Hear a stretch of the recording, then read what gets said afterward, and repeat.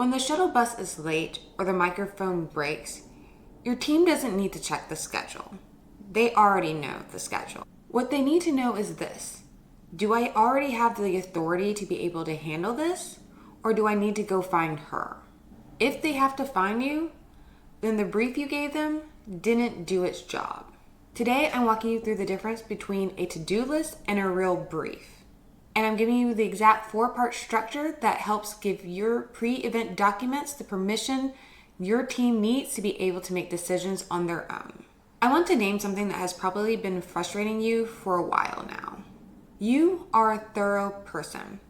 Before your last retreat, you probably took some time to sit down and write a thorough list of things to do for your team members. You listed every task. You added timestamps. You maybe even organized it by sections, and then you sent it out, you reviewed it, and you thought everything was taken care of. And then event day came, and all the questions started. And they weren't questions about things that were on the list. They were the questions about things that were in between the things on the list. Like the caterer arriving early needing access to the kitchen, but the venue manager not being on set yet.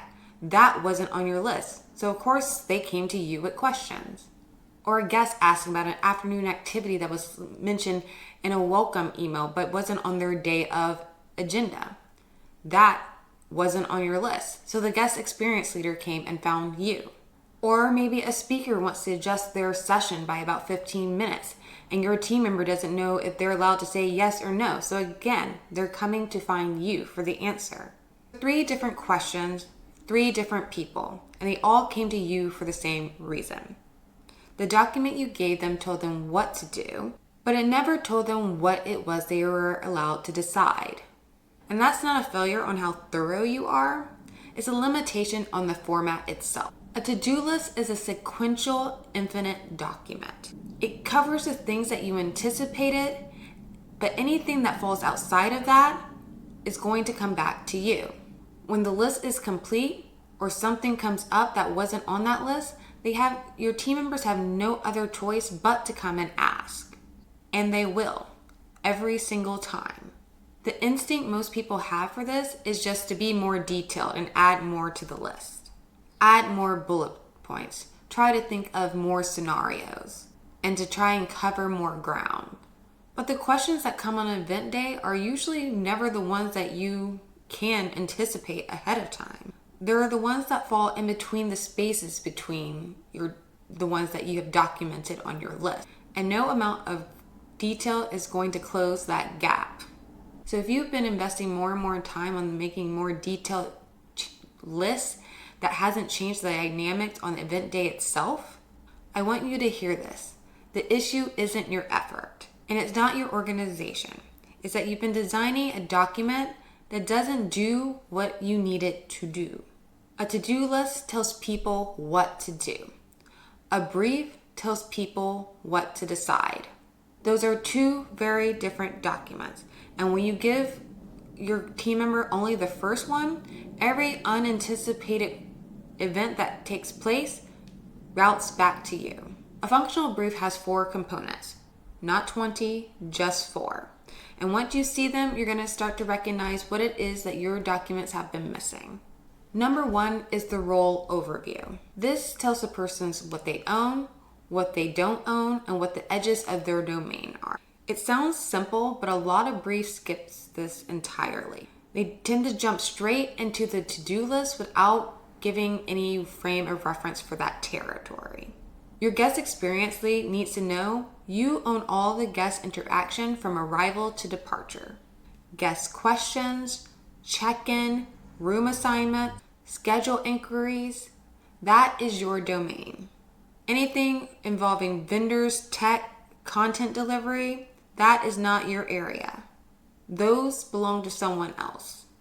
And when someone knows the shape of their domain, they stop wondering what is it that belongs to them and what doesn't. That alone reduces a significant amount of questions that would usually come back to you. Number 2 is decision authority. This is the component that changes everything and is the one that is almost always missing.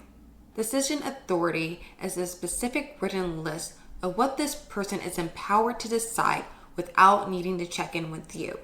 as well as what does need to be escalated to you. So for your guest experience lead, this could look like you can make all the decisions you need regarding guest check-in. You can handle any guest accommodation requests up to a certain threshold. You can resolve any timing related questions regarding a guest's agenda.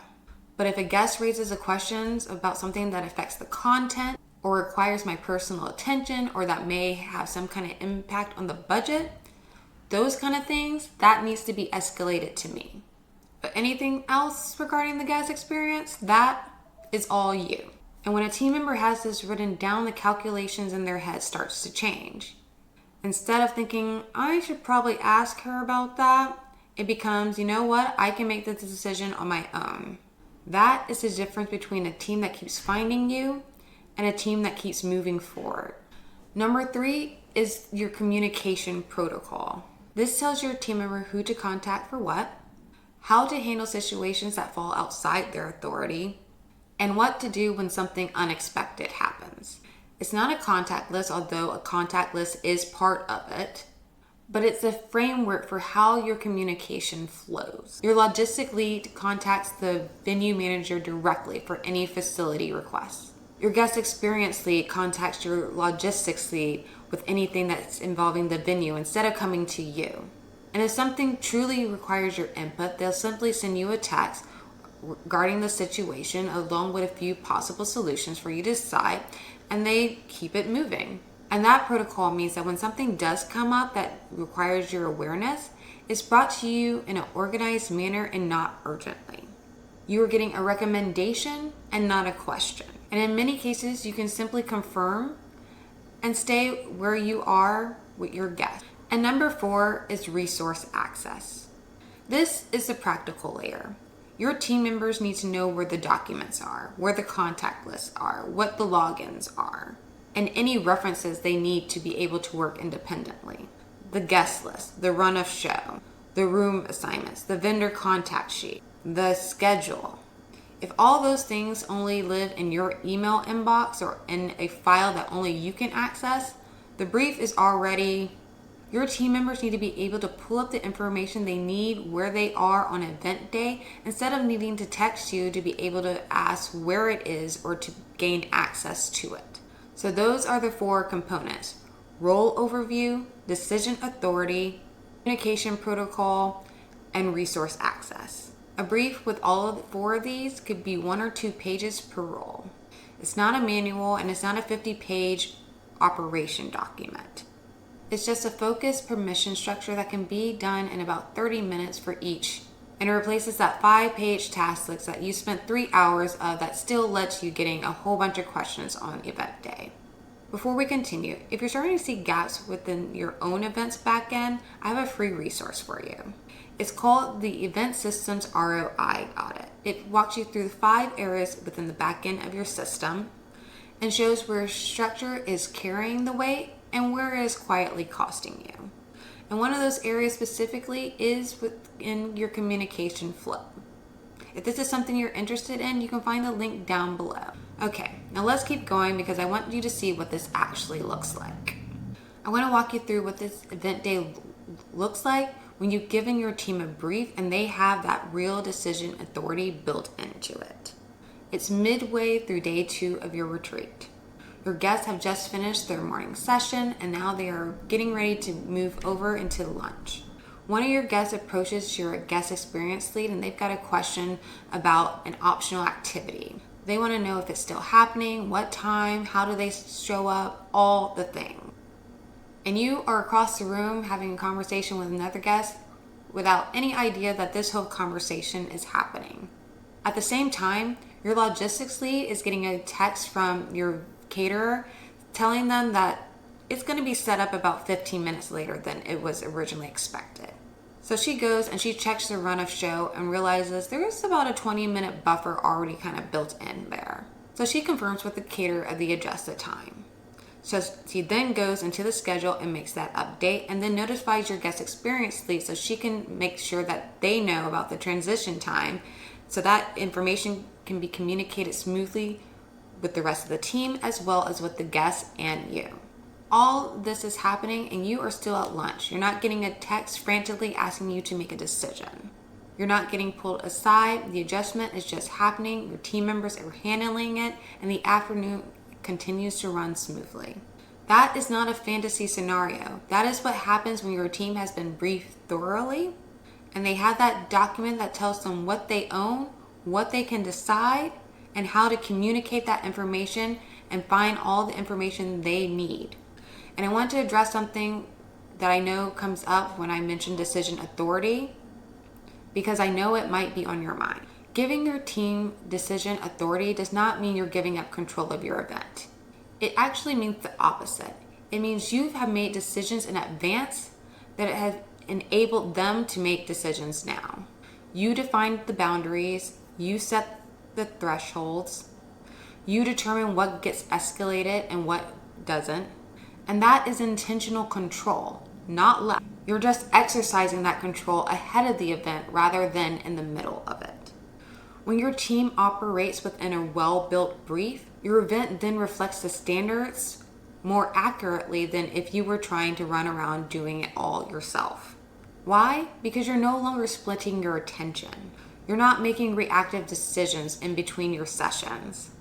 You're present, and therefore your content runs differently. And your guests feel the difference in that energy from you. And the whole experience has a quality that is hard to manufacture when you as the host are also operating things backstage. Now, a well-written brief is only as functional as the system it works or sits within. Your brief tells the logistics lead to reference the run of show. Your guest experience lead's brief tells them to check the guest's schedule. Your tech lead's brief directs them to the AV contacts and the AV specs list. But if those documents live in 5 different places, or from an email from 2 weeks ago, or in a folder that your team can't access on event day, then the brief starts to break down already. And it's not because the brief is wrong, it's because the information that they need to access hasn't been organized in a way that the team can easily get to when they need it. This is where the tech layer comes in. The brief gives them permission to make judgment calls. The tech infrastructure gives that judgment a place to land. So now you have the 4-part brief structure: role overview, decision authority, communication protocol, and resource. You know why your past documents didn't reduce the number of questions you received, and you know what to build and create differently before your next event. The next piece is the infrastructure that makes your brief functional in real time.